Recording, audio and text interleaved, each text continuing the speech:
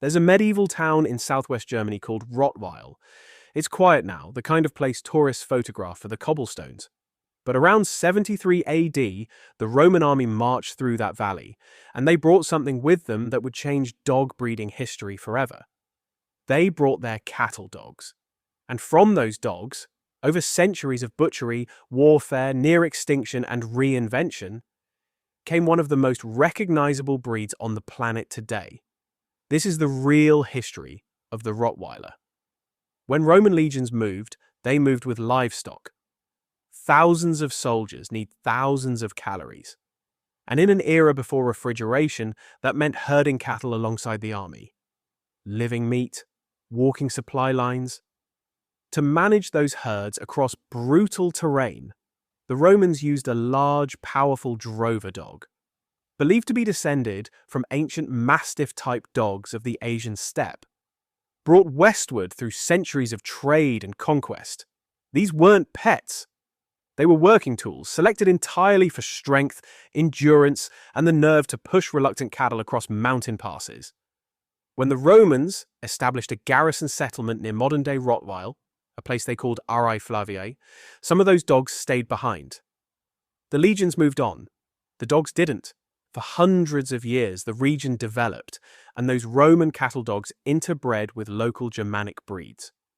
What emerged was a working dog shaped entirely by the demands of the land and the people on it, completely organically. By the Middle Ages, Rottweil had grown into a significant trading hub. Cattle merchants, called Metzgers or butchers, relied on dogs to drive their livestock to market and guard the proceeds on the way home.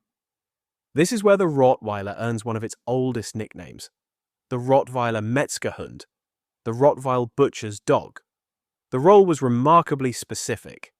As legend says, after a market day, the merchants couldn't exactly carry a bag of coins through dangerous and isolated countryside without attracting attention. So they'd tie their money purse around their dog's neck. The dog's reputation, large, territorial, and deeply loyal to its owner, was protection enough. Thieves thought twice. These dogs were so economically critical that the town of Rottweil essentially became associated with them. The breed was working cattle, guarding money, and hauling carts.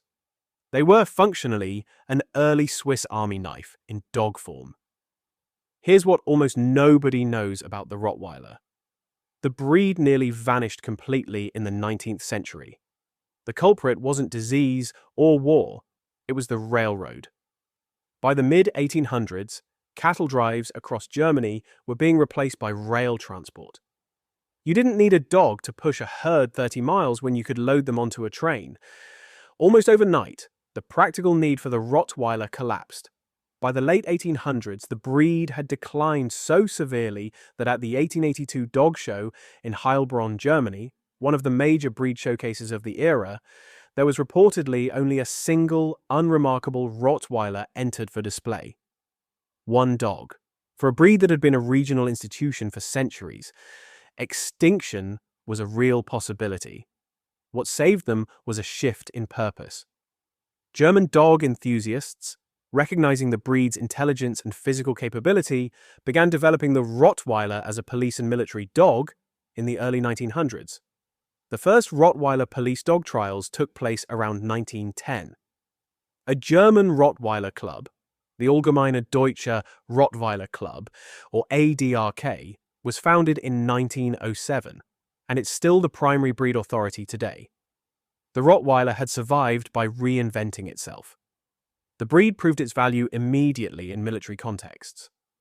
During the First World War, Rottweilers served alongside German forces as messenger dogs, ambulance dogs, and guard dogs. They were reliable under pressure in a way that decades of selective working dog breeding had made almost inevitable. The Second World War repeated the pattern, and by the time the post-war era arrived, the Rottweiler had a new reputation. Not as a butcher's companion, but as a serious working dog with police and military credentials.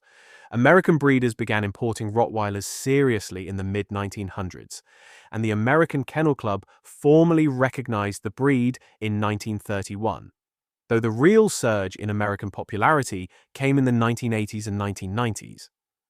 For a stretch in the mid-1990s, the Rottweiler was literally the most registered breed in the United States. Millions of them at last, beating extinction with flying colors. That popularity came with consequences. Rapid mass breeding to meet demand diluted the careful temperament standards the ADRK had maintained for decades. The difference between a properly bred, stable Rottweiler and a poorly bred one became significant, and that gap fed a lot of negative headlines. Strip away the mythology in both directions. The dangerous dog narrative and the cuddly gentle giant counter-narrative, and you get something more interesting. A dog built by 2,000 years of extremely specific selective pressure. Strength and endurance for the drives. Calm confidence for the cattle work. Territorial loyalty for the guarding.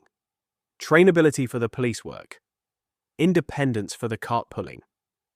Each era layered something onto this breed to survive this long.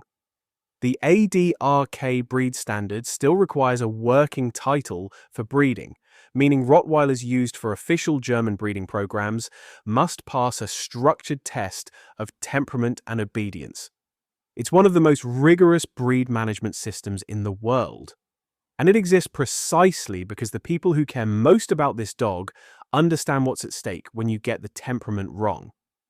The result, when done properly, is a dog that is confident without being reckless, protective without being unstable, and capable of a loyalty that reads as almost personal.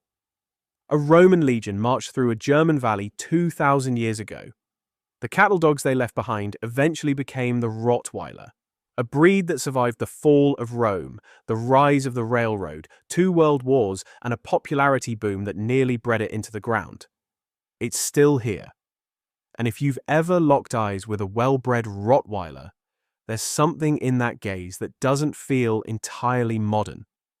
It feels old, purposeful, like it knows exactly what it was built to do, because it does.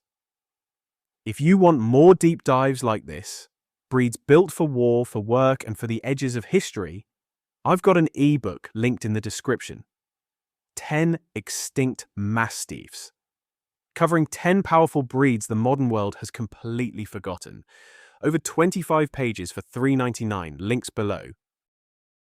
If you enjoyed this video, make sure to like and subscribe and suggest any ideas for future videos on your favorite dogs. See you soon!